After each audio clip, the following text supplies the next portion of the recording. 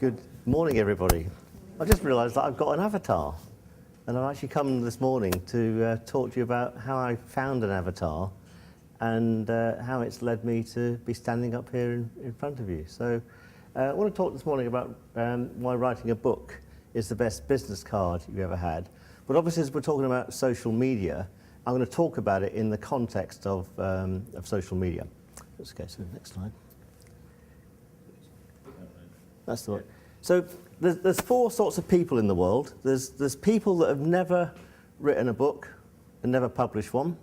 There's people that have written a book and published one. There's people that have written but not published, and people that have not written and not published. I want to do a quick straw poll. How many people have written and published a book? Great. How many people have not written and published one? How many people have written them and not published them? And have we got any publishers? And who's published and not written? So no publishers in today. How many people would like to make some money while they're sleeping? Funny that, isn't it? Okay.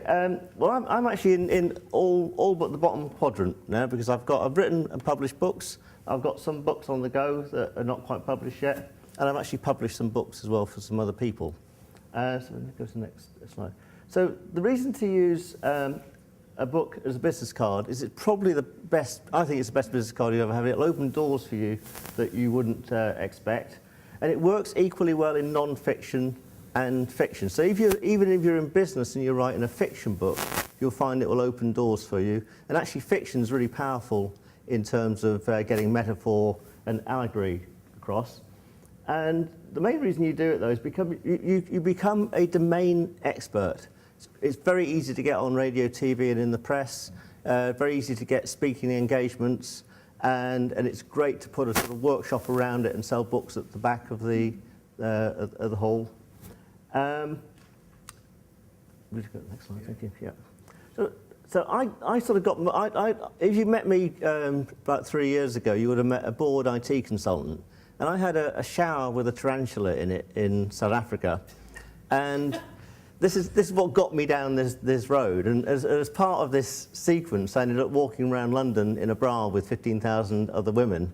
I know, it just sort of happened. So different things will happen to you when you start writing books. So let me just talk to you about the sequence of events for me, and then we'll perhaps map out. Yeah. So next slide. Yeah. So. Next. So I used to be a broadcast engineer, an internet engineer, and in my mid-40s I was pretty bored. I went to South Africa on holiday. I had no intention to write a book, but I was in the shower, big tarantula. Now I'm really scared of spiders, right?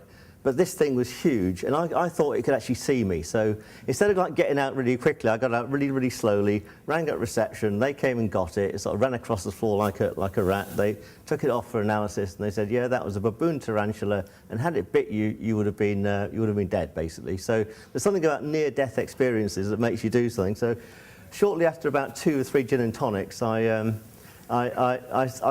just had this idea. I was reading a book at the time. It was a really hard book to read. And I had this light bulb moment idea that I could take this book and I could make it available for a modern day audience by writing a novel about it. So I started mind mapping this thing out. And after about half an hour or so, I had this novel planned out, which literally 3 years later I've just finished, and it's going to be published this year. But in the meantime, I wrote another book by accident called 100 Years of Ermintrude. And I happened to mention one of the characters happened to suffer from breast cancer, happened to get in touch with Walk the Walk charity, who happened to adopt it, who happened to point all their internet traffic at my site. So in exchange for an email address, they had a download of a book. We raised a load of money for the charity and ended up walking around London, as I mentioned. Now that would be a story in its own right, wouldn't it? But it didn't stop there. What happened was then other people started getting in touch with me saying, look, I like what you've done with the book and how you've used it to, to generate internet traffic and build up an email list and this sort of stuff. Could you help me do my book? So I said, yeah, sure, I'll give you a hand. So I still did a lot of internet work at the time, so I built blog sites for people and I helped them get ebooks up and this sort of stuff. And it turned out that people started giving me money to help them get in their books written, And I started to, as part of my novel, I started already to research a little bit about, my novel that's just coming out is about consciousness and evolution and cosmology. And I was doing a lot of research into how the human brain actually worked. And that started to get me into other areas where I could help people with things like writer's block and this sort of stuff. I studied hypnotherapy and things like past life regression and what have you. And I found that more and more people were coming to me for my new skills about how to write books and how to get them out there than my old IT skills. And so I thought it'd be really handy to have a moniker. And I went to see this lady called Karen Skidmore, if anyone knows Karen, lovely lady. And she was talking about blogging. And I know a lot about technical blogging, and I'm bored. I actually know what RSS, what the file format is for XML files and RSS and stuff like that. So I know really stupid things like that that human beings shouldn't really know. And and that's the old persona. And I went to see Karen, and I had loads of blogs at the time that just weren't working for me. And she basically said, you need a moniker. And I'd seen a playwright talking about how when he writes his when he writes the script for a play, he doesn't just stop there. He gets involved with the music and gets involved with the set design, even hiring the actors. And to some directors' chagrin, they get involved with directing as well. So I thought it'd be really nice to have a moniker. And I thought of the moniker, The Bookright. Got back home, found that thebookright.com was free. And I've used that right across the board now. I've been doing it for about a year, and I've got twitter.com/thebookright, and most of my accounts are /thebookright. And it sort of describes what I do, because I don't just work on the book, I work on the person and their transition from being a non-published and non-written author into being a written and published author. A book that I thought was really, really nice. It was a children's book. And I thought, I'll just do a little experiment to see whether this goes anywhere. Pressed the button last night, and then it went around the tweetosphere, and then loads of people, because they liked my original tweet, started following me, saying, oh, this guy's doing some stuff. So I learned how it actually works yesterday, which is amazing.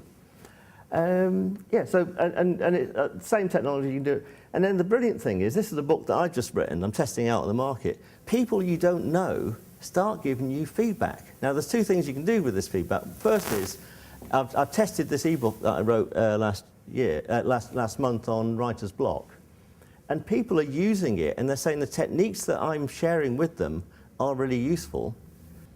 So I'd advise you to get something on my ebook, upload your archive of books, test the market. And then shortly on my ebook, you'll be able to sell ebooks. They're adding e-commerce to it, and they're also adding print on demand to it, so that basically if someone likes your sample chapter, they can press a button and then a book will arrive in their letterbox 2 or 3 days later.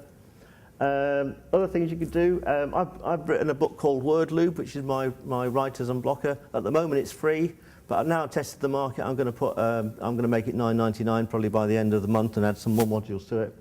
I've got a home study course which takes you through the whole process of writing the book, which is available online, and I do workshops, and that might be me, I think. Yeah, there you go. Thanks for listening.